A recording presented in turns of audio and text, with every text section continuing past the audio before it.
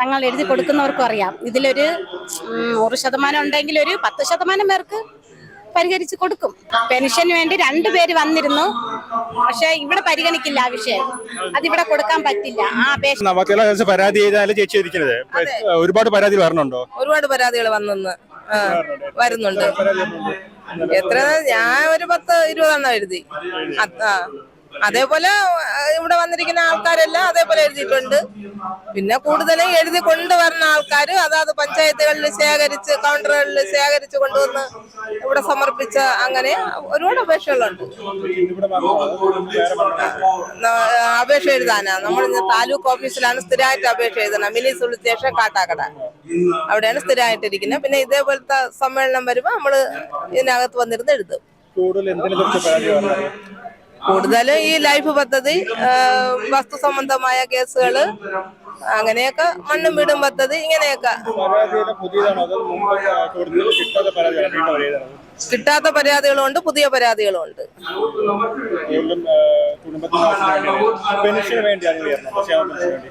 ക്ഷേമ പെൻഷന് വേണ്ടി ഒരുപാട് പേര് വന്ന് പറഞ്ഞെഴുതിയിട്ടുണ്ട്.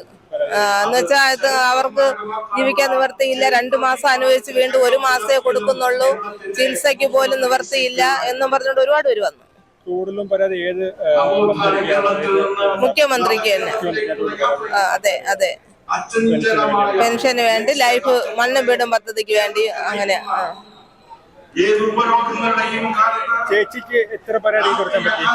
എനിക്കൊരു 10-22 അപേക്ഷകൾ. ഏറ്റവും കൂടുതൽ ലൈഫ് മിഷൻ പദ്ധതിയില്, മണ്ണും വീടും പദ്ധതി, വീട്, അങ്ങനെയൊക്കെ. പെൻഷന് വേണ്ടി 2 പേര് വന്നിരുന്നു, പക്ഷെ ഇവിടെ പരിഗണിക്കില്ല ആ വിഷയം. അതിവിടെ കൊടുക്കാൻ പറ്റില്ല. ആ അപേക്ഷ ഇവിടെ കൊടുക്കാൻ പറ്റില്ല.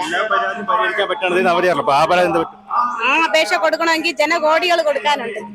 അപ്പൊ അതെന്തായാലും ഇവിടെ എഴുതില്ല. അപ്പം നമുക്ക് തന്നെ അറിയാം അതുകൊണ്ട് ഒരു ഫലമില്ലാന്ന്. അപ്പം നമ്മൾ ആ അപേക്ഷ ഇവിടെ സ്വീകരിച്ചില്ല. അല്ലെങ്കിൽ ഇവിടെ ഇപ്പൊ ഒരു 10-50,000 അപേക്ഷ തന്നെ ആവുമായിരുന്നു. അപ്പൊ നമ്മൾ വാങ്ങിക്കുന്ന പൈസക്ക് സത്യസന്ധതയുണ്ട്. അപ്പൊ അതിൽ ചെയ്തില്ല. അത് സർക്കാർ നേരിട്ട് അതിന് നടപടി എടുക്കട്ടെ. ഏറ്റവും കൂടുതൽ ഇല്ലെന്നല്ല, ആ ഒരു സംഭവത്തിൽ ഉദ്ദേശമുണ്ട്.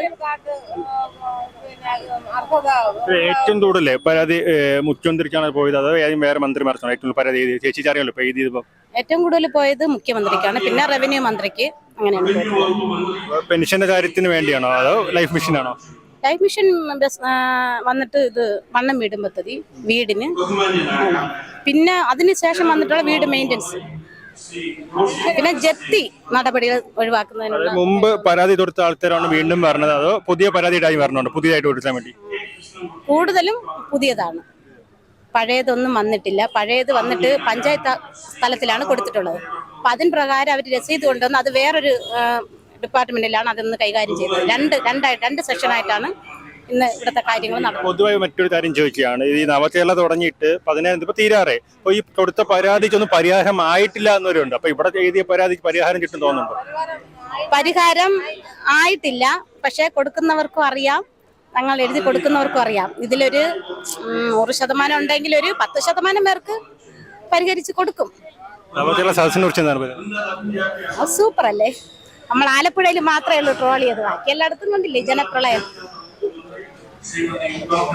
നടപടികളൊന്നും ഒഴിവാക്കി കൊടുക്കണം. അത് കഷ്ടതയാണ്. ഞങ്ങളെ മുമ്പാണ് വന്ന് അപേക്ഷ എഴുതാൻ വന്ന് കരഞ്ഞ് വിളിച്ചൊക്കെ പറയുന്നത്. നമുക്കും കൂടെ അതൊരു, നമ്മളും അതിൽ ഉൾപ്പെടുന്ന ആളാണ്, നമ്മളും ദാരിദ്ര്യക്ക് താഴെയുള്ള ആളാണെങ്കിലും നമുക്കും അതൊരു സങ്കടകരമായ കാര്യമാണ്. അത് കണ്ട് അത് അന്വേഷണം നടത്തി അതിൽ നിന്ന് ഒഴിവാക്കി കൊടുക്കുന്നതാണ് നല്ലത്. അർഹതപ്പെട്ടവർക്ക് ബഹുമാനപ്പെട്ട മുഖ്യമന്ത്രി അത് ഒന്ന് കരുണയോടെ കാണണം.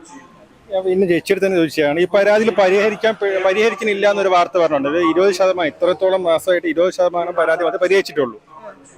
കുറെയൊക്കെ പരിഹരിച്ചിട്ടുണ്ട്, പിന്നെ കുറെയൊക്കെ പരിഹാരം കണ്ടില്ല. സെക്രട്ടേറിയറ്റിലും മുഖ്യമന്ത്രിക്കും ഒക്കെ പരാതി കൊടുത്തിട്ടും ചില പരാതികളൊന്നും നടന്നിട്ടില്ല എന്നും പറഞ്ഞിട്ട് വീണ്ടും പരാതികൾ ഇന്ന് പോയിട്ടുണ്ട്.